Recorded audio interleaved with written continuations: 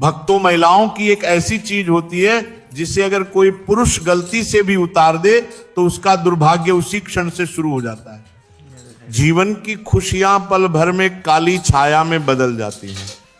घर की सुख समृद्धि धीरे धीरे समाप्त होने लगती है और मनुष्य परेशानियों के अंधेरे में डूबने लगता है। सोचिए भक्तों, अगर वही वस्तु जिसे देवी लक्ष्मी का प्रतीक माना गया है किसी स्त्री ने नहाते समय ही उतार दी तो फिर उसके घर पर क्या प्रभाव पड़ेगा? बहुत कम लोग इस रहस्य को जानते हैं। नहाते समय महिलाएं एक ऐसी बड़ी गलती कर बैठती हैं जिसकी वजह से घर में अशुभता प्रवेश कर जाती है और अच्छे से अच्छा समय भी अचानक बिगड़ने लगता है। शास्त्रों में साफ लिखा गया है कि महिलाओं से जुड़ी इस खास चीज को कभी नहीं उतारना चाहिए और किसी भी पुरुष को भूलकर भी उसे छूना नहीं चाहिए, वरना भाग्य रूठ जाता है और दुर्भाग्य पीछा नहीं छोड़ता। क्या आप भी जानना चाहते हैं कि आखिर वह रहस्यमयी चीज क्या है और क्यों संतजन इसे उतारने या छूने से मना करते हैं? भक्तों, तैयार हो जाइए, क्योंकि आगे जो सत्य है वह आत्मा तक को हिला देने वाला है। तो चलिए शुरू करते हैं, लेकिन उससे पहले आप सभी के लिए एक आवश्यक सूचना। यदि आप चाहते हैं कि लक्ष्मी माता की कृपा आप पर निरंतर बनी रहे, अगर आपको सच्चा कंटेंट भक्ति पसंद है तो अभी चैनल को सब्सक्राइब करें, लिपन कुमार ब्लॉग्स को, और इस वीडियो को जरूर देखें और अपनी राशि भी कमेंट में लिखें, क्योंकि हम आपकी राशि अनुसार चल रही बाधाओं के उपाय भी बताते हैं। भक्तों, जो महिला देर तक सोती है उसके घर में लक्ष्मी का प्रवेश नहीं होता। जो महिलाएं सुबह जल्दी उठकर सफाई करती हैं वहां कभी नकारात्मकता नहीं जमती। सुबह जल्दी उठना, स्वच्छता करना, ये छोटे छोटे काम ही घर की समृद्धि के वास्तविक द्वार हैं।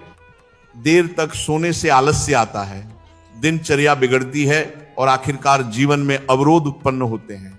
महिलाओं को अपने बाल और पैरों को हमेशा साफ रखना चाहिए, क्योंकि स्वच्छ बाल और स्वच्छ पैर सुंदरता और समृद्धि का प्रतीक होते हैं। गंदे बाल और गंदे पैर घर में दरिद्रता को बुलाते हैं और लक्ष्मी जी रुष्ट होकर घर छोड़ देती हैं। अब भक्तों आते हैं सबसे महत्वपूर्ण नियम पर, स्नान का समय। शास्त्र कहते हैं कि सुबह 8 बजे के बाद स्नान करना उचित नहीं। इस समय दिव्य ऊर्जा क्षीण होने लगती है, जोश कम होता है, आलस्य बढ़ता है।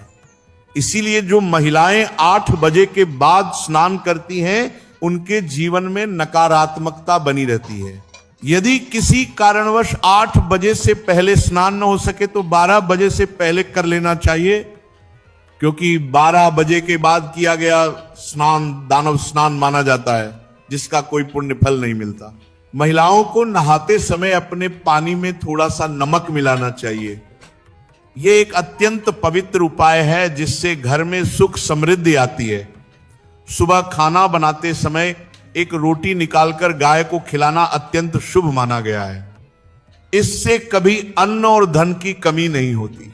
भक्तों, सुबह घर के मंदिर में धूप दीप अवश्य जलाना चाहिए, क्योंकि यही समय है जब दिव्य शक्तियां सबसे अधिक सक्रिय रहती हैं। दोपहर में सफाई करने से शुभता का प्रभाव कम हो जाता है और घर में सुख स्थायी नहीं रहता। दोपहर के समय किसी सुनसान स्थान पर नहीं जाना चाहिए, विशेषकर महिलाएं, क्योंकि यह समय नकारात्मक शक्तियों की गति बढ़ने का होता है।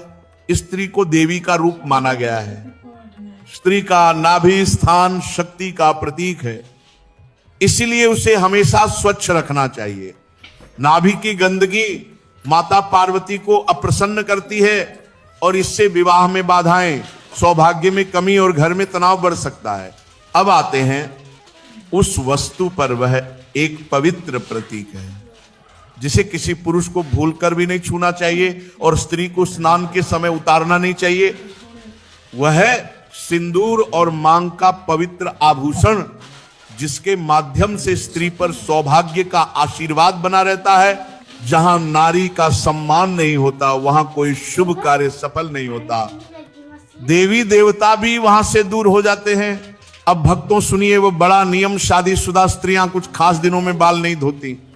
यदि भूलवश धो लिया जाए तो पति की आयु, संतान की सुरक्षा और घर की बरकत पर विपरीत प्रभाव पड़ सकता है।